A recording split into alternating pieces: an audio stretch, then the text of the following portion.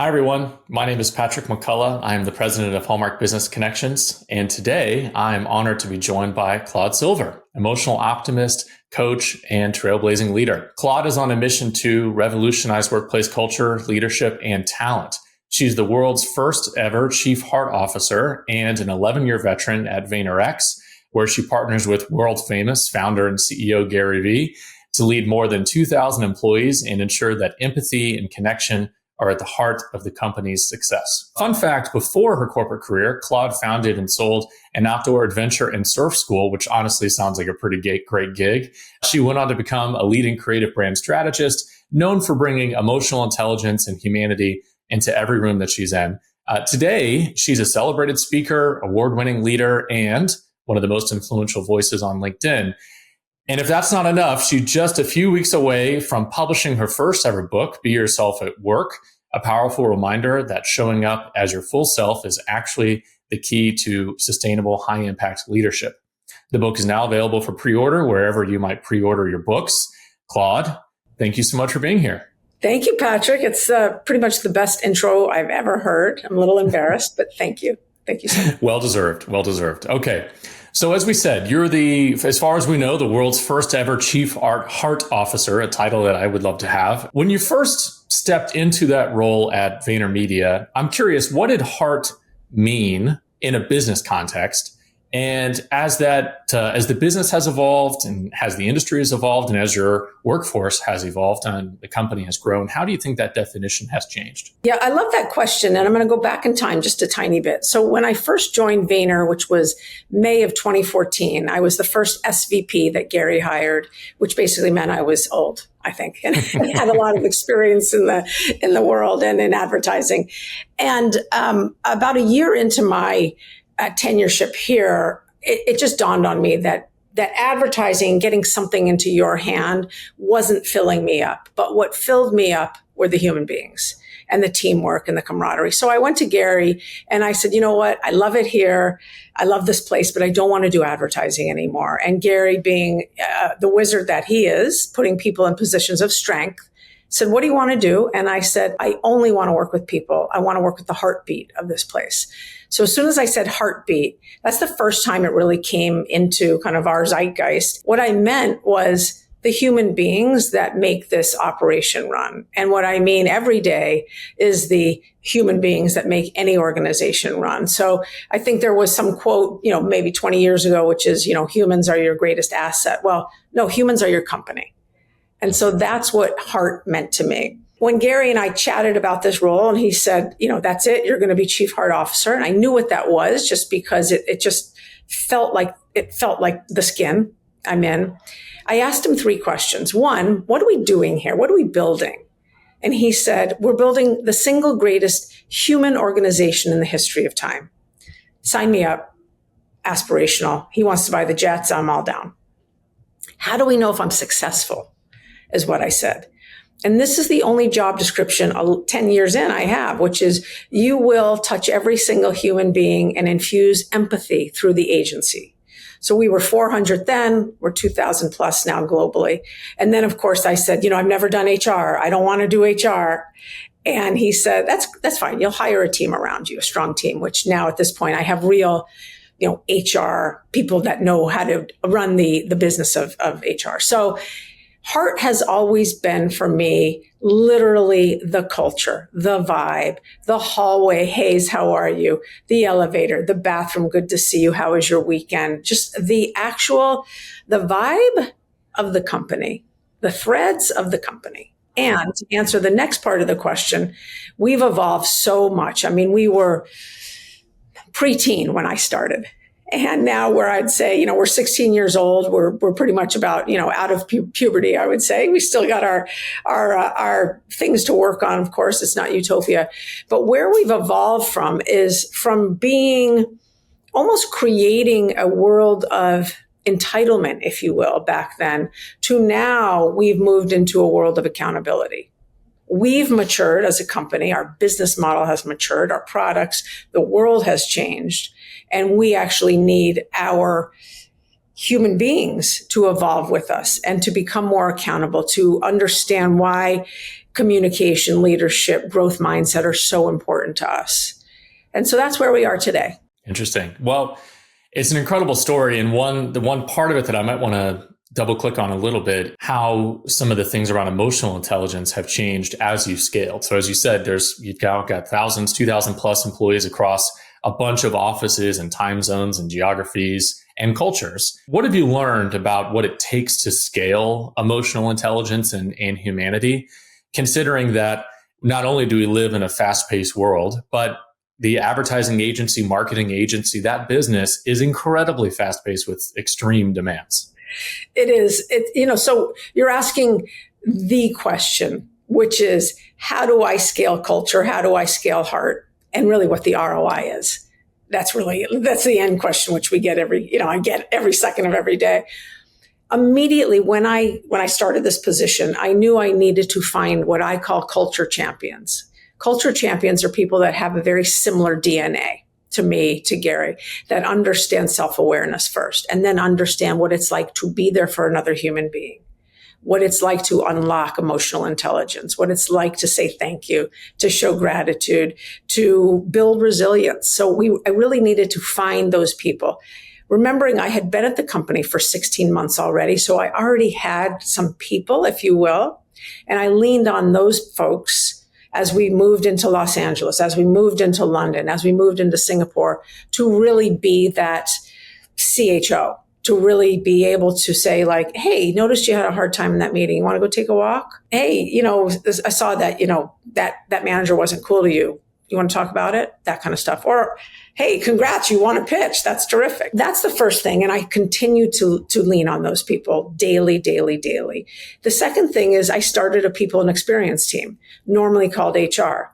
And I filled that with recruiters, of course. I filled that with someone that could understand benefits because I couldn't, and like the science of it. And then I filled that with people that had a heart to help. And those were people that didn't come from the outside. Those were people that literally raised their hands from internal and said, I think I want to do this. I really want to be a partner. I want to build relationships with people internally. And that has been a massive success. We've got 45 now across the lands. And for the most part, I haven't been in all of the offices, but for the most part, I believe that I can definitely trust that the empathy, the EQ, the what it is that Gary expects of me is happening over there in Thailand today, or happening over up in Toronto today. I don't have feelers everywhere, but I have enough feelers so I can find out how things are going, and people are going to let me know. So scaling EQ is the most important thing to do. And it's what I talk about in the book. And as we know, you cannot do that without having some sense of self-awareness.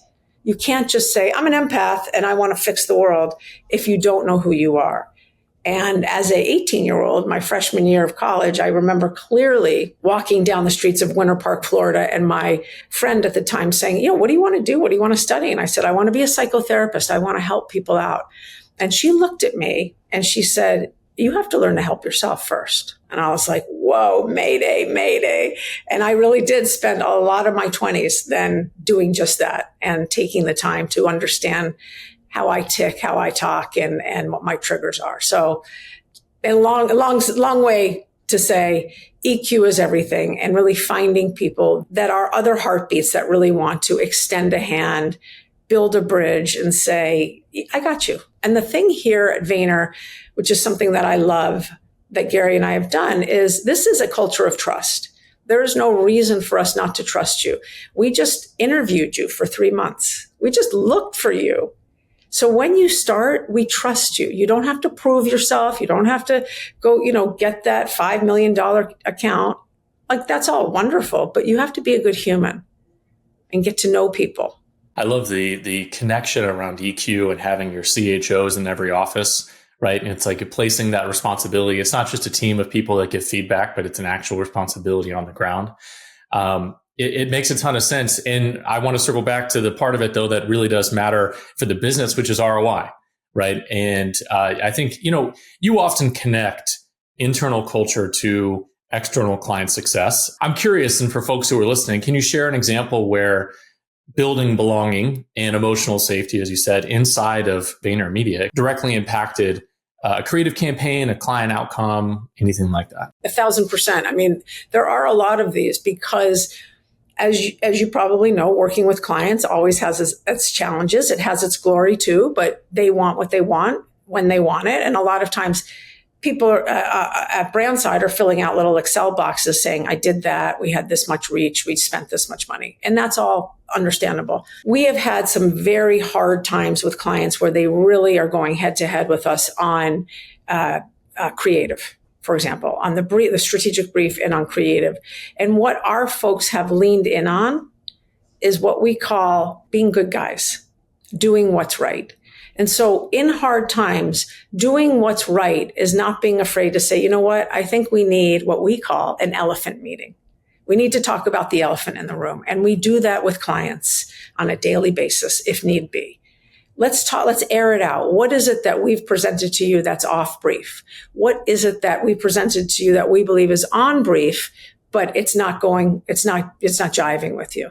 So really not being afraid to have those elephant meetings and really say, like, what is it? Or, your account directors are really harsh with our team. What's going on? That's something that I get involved in on the periphery. But I really count on our leaders here to be able to, lead their troops here through whatever it is and really building those resilience muscles and really building those muscles of innovation and creativity. And as I said earlier, growth mindset. So daring to dream big and to go bold and also to have hard conversations. And you and I both know, running businesses, feedback is very difficult for people to give. It's extremely difficult for a variety of reasons. We go in a fight, flight, freeze. You don't know me. No. You have no idea what's going on with me, right? Meanwhile, you and I in invisible ink here, it says, help me grow. You have it too. So we all want growth. The most important thing, and this is for internal and working with clients, is to connect, not correct. People think feedback is about being critical, correction, you're wrong. If you can build connection with your people and with your clients, these conversations shouldn't be as challenging. That's the deal. And so we rely on what we call the core competencies here, foundational core competencies, which are communication, accountability, leadership, and growth mindset. And that is, you are reviewed on that, no matter who you are, what level you are, and what department you are. And obviously at each step, you're gaining greater awareness of self and accountability and greater. But you are also required to then not only work for your team, but build relationships with those partners outside, those clients, so that these types of conversations aren't so hazardous and they're not scary. And that's really part of the ROI. Because when you can connect with a client or when you can connect and have amazing work and do a great Super Bowl campaign or get 5 million views on an organic piece of content on TikTok, you've done something magical together. It's funny that you tell the elephant room or the elephant conversation story. We just had this happen in our business at Hallmark Business Connections, where a client was asking us to do something as a part of a campaign on the basis of regulatory rules that we knew was not correct, right? And not morally correct, but just within the bounds of how the campaign should be created. And there was a lot of back and forth and tension. And I had to self-reflect with our leadership team to say, hey, we probably should just go to the client and say that we're not comfortable with this, because at the end of the day, we're at odds about how this should go forward. And, the nuance about what we do at Hallmark Business Connections, of course, is the Hallmark brand ends up being on the output. So, but as soon as we had that meeting, and as soon as we gave that feedback, it's so funny how quick things turned around. The client ended up coming back and being like, you know what, we totally agree. And there's this one, there's the black hat in the room. You know how this goes, right? Over the years. And it was a good lesson for our crew to remember that the sooner you get to that meeting and the sooner that you have that conversation, the healthier things are going to be, right? That's exactly right. And we can use this model in our relationships, in our friendships. And that's really, we're creating cultures and microcultures everywhere we go. And one of the things Gary has been very vocal on internally, which is something that I had never heard in all my years at agency, is we don't get paid to appease. We get paid to create. And in creating, do the best campaign we possibly can. But we don't get paid to appease. And he's always saying, we take care of our people first. Then we take care of the audience, the consumer, and then the client. Within that vein of who you take care of first, I'm curious, in our heavily digital world and obviously VaynerMedia, heavy digital presence, how can like small intentional gestures, like a handwritten note, one-on-one personal recognition, how can it have a ripple effect on organizational culture or on client relationships as you try to build that culture externally? First and foremost, emotions are contagious. There's been studies after studies on that. When I give someone attention, it is unlocking serotonin in their brain, which makes them feel good, makes them feel warm, makes them feel, I just had a bite of chocolate and I'm ready to roll. When we perform acts of generosity and kindness with others, it unlocks oxytocin, which is the hormone of belonging, is the hormone of warmth, safety. Newborns and moms have it immediately, right? The oxytocin and serotonin, we can't forget those things are happening all the time. And that's where the knock-on happens. So if you're sitting next to someone and you say, Jack, I just saw you got engaged over the weekend. Congratulations. Oh my God, that's so awesome. How'd you do it? He's smiling and 3 people next to him are smiling. And then that just brings more joy to that moment in time. If you say to someone, or you wink at someone and say, hey, sometimes my office door's closed and I go like that, I know that means something to that person out there. Getting on Slack, one of the things I do every single morning since 10 years at this job, I've been here 11, but 10 years at CHO, is I get on Slack or I get on my text and I go through the alphabet and I text someone randomly. Hey, I'm thinking about you. Let's get some time. Hey, how's it going? I hope to visit your office soon. Oh my God, you just made my day. Thank you. Thank you. It's not about me. I took 10 seconds to do that. It's about the reaction and about how they feel. Because as Maya Angelou says, and we know it, people will forget what you said. People will forget what you did, but people will never forget how you made them feel. And how you make another person feel is everything. It is the alpha. It's the omega. And so why not make someone feel better? Why not extend a hand? Why not say, you know what? I noticed in that last presentation, there are a couple spelling mistakes. I'm good at spelling. I'll read it for you, or, go put it through Gemini or whatever. So that's called collaboration. And that's what we want to build here. That's really it. And that spreads, that spreads, and it takes no time at all. I mean, I'm speaking to someone at Hallmark here. Of course, you know how to send the very best. And that's what you want to do. You want to create more joy in this world, create more tenderness in this world. It doesn't need to be as hard as it is in our workplaces. Yeah, for sure. So let's talk about another piece another area that you've pioneered in your leadership approach, which is trying to have a ton of emotional optimism in the underlying business. What is one belief that you hold about leadership or culture in this reign of emotional optimism, right, in this broader space, that might challenge traditional HR or corporate thinking? Leaders are here to love. Big one.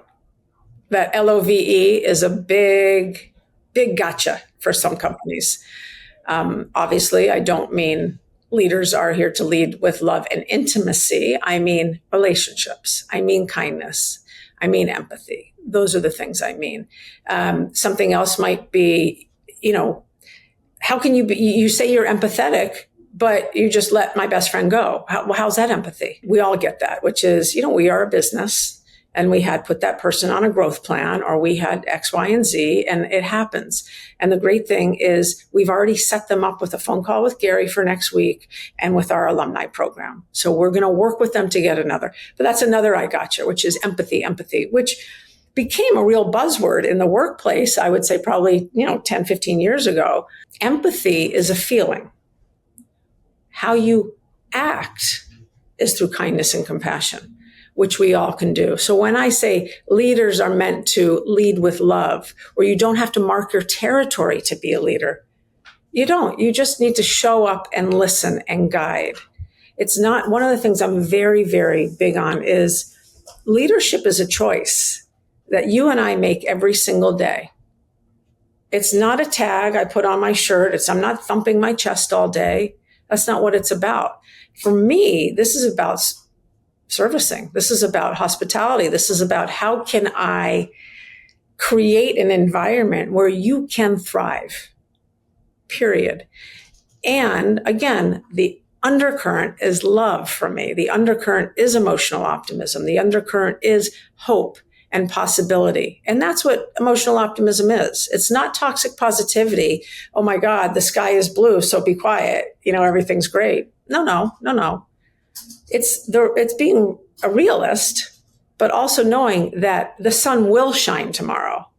And you don't have to go at things alone. You have a team, you have a company. We are as strong as our connective tissue is. And this is, when I said to you earlier, I have culture champions in every office. That's connective tissue. I can rely on them to really, sew the culture together and help till the soil and cultivate it so that it's fresh and it's ready for you to jump into it every day. And it is not HR's responsibility. Culture is everyone's responsibility. Let's talk a little bit about emotional authenticity. The title of your upcoming book, Be Yourself at Work, kind of speaks to it. Why do you believe that authenticity in and of itself is a superpower for leaders and for teams? And from what you've observed over the years, what changes when people stop performing, when leaders stop performing, right? The literal performance, sometimes on the stage, sometimes in the meeting room, and instead just try to start belonging? This is actually how I'm going to back into that response, which is it is so heavy to carry a shield and armor on our backs every day. It is so heavy.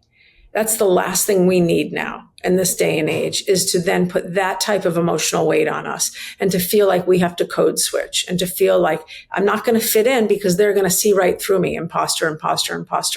We all have fear. No one is perfect at everything. And I am the first person to say I am full of imperfections. And I want you to know that, because that's real. And that doesn't make me weak. That makes me real. And so what I'm saying to you is then I'm going to need your help on this team. I want you to be with me on this team. Taking off that weight, removing that armor little by little. This is not a rip the Band-Aid, unless that's who you are. Little by little, venturing out, a little more courage, a little more vulnerability, a little bit more sharing myself with you. So I start to shed that skin and I'm more free. And when I am me, when Jack is Jack and Sarah is Sarah, and they don't have that other wrapper of being, I'm so political and I'm this and I'm the best and I'm the smartest in the room. Like when they don't have that on, they're just like us. They're just human. And I want to work with humans. And I think pretty much everyone else wants to work with humans. But what gets in the way is the politicking, is the cynicism, is the I'm better than you. And one of the things I say to every orientation group I meet every other week, 100 people, 45 people, 20 people, doesn't matter, is, hey, screen, who's the smartest person on this screen? Of course, no one says anything. Or I do this on a keynote. Who's the smartest person in this room? People are looking around. It's the room. It's the screen. It's not you and you and you. You're the sum. You're adding to this wonderful pot right now, which makes us strong and smart and resilient and real. But it requires leadership to really, I think, take that first step. I am real. I am dyslexic. Who else is dyslexic in the room? Cool. Let's talk about it. It's now a superpower for me. Those things I don't feel are so difficult, especially with the generations that will be in the workplace in the next 10 years. Right now, we've got 5 generations. Gen Alpha, Gen Z, that's all they are, is real. That's it. Let me tell you about my mental health issues. Let me tell you about my ADHD. Let me tell you about this. Let me tell you what I need from you. They have no problems talking about how real they are. So the thing I do want to recognize is I am saying that from a very entitled place. I'm a white woman. And so for me to come in and share my stripes with you doesn't take much of a risk. But I understand that it's not like that for everyone for a variety of reasons. And what I would like to do, and this is one of the reasons that I changed the way we hired from culture fit to skill set fit and culture addition, is we want all the apples and the oranges and the bananas. We need everyone. We need to represent the macrocosm out there by building the microcosm of difference here, not other. Difference. And we can learn from difference. Claude, thank you so much for this conversation. Hallmark believes that when you care enough, you can change the world. Obviously, we already talked about this a little bit in this conversation. I'm just curious, what does that belief in the Hallmark brand mean to you? And do you maybe have a personal Hallmark memory or story that's stayed with you? Or more broadly, is there a tradition that you have that's rooted in connection or community, whether it's big or small, that has shaped how you lead and how you show up for others? I mean, I could almost cry. My Nana, who called me Heart from a very young age, she would call me Heart. I called her Heart. She died at 101. Yesterday would be her 108th birthday, but she lived long enough to see me have this role. Let me just tell you a quick story, because it is exactly what Hallmark is. And it is also the cards that she would send me to. When I would go back home and I, drive her around to the flower store and to the bank and Trader Joe's or wherever she would go, we would be checking out at Trader Joe's. And Patrick has a name tag here. He's our cashier and he's ringing us up and I'm bagging the groceries. And Nana would hand you her credit card because she didn't really know how to use those machines yet.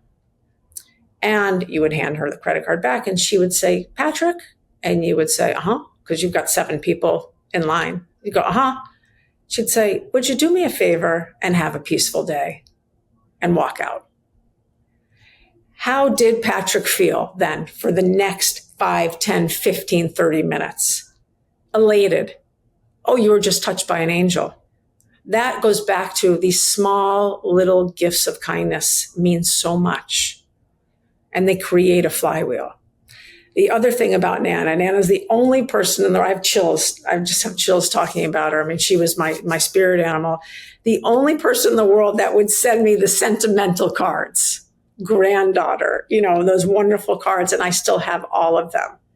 And that's what I know about Nana. I mean, I would literally take her to Walgreens and she would sit in that aisle and just read the cards. That's something that I miss desperately.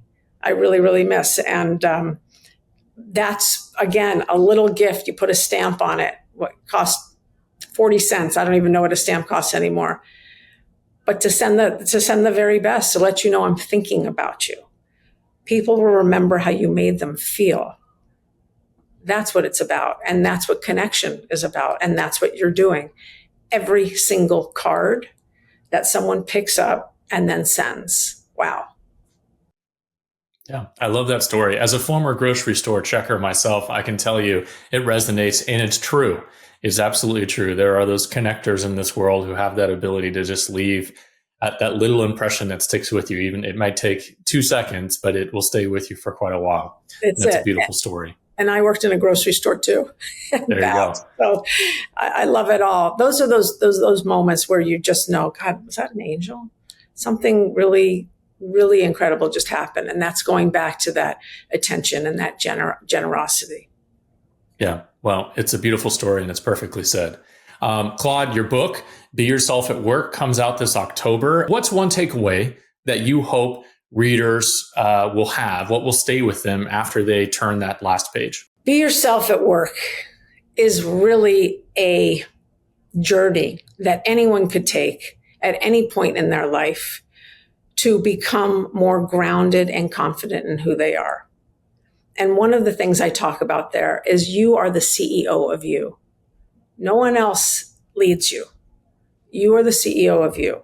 Yes, we go to work and we work with managers and leaders, but you own this. This is you.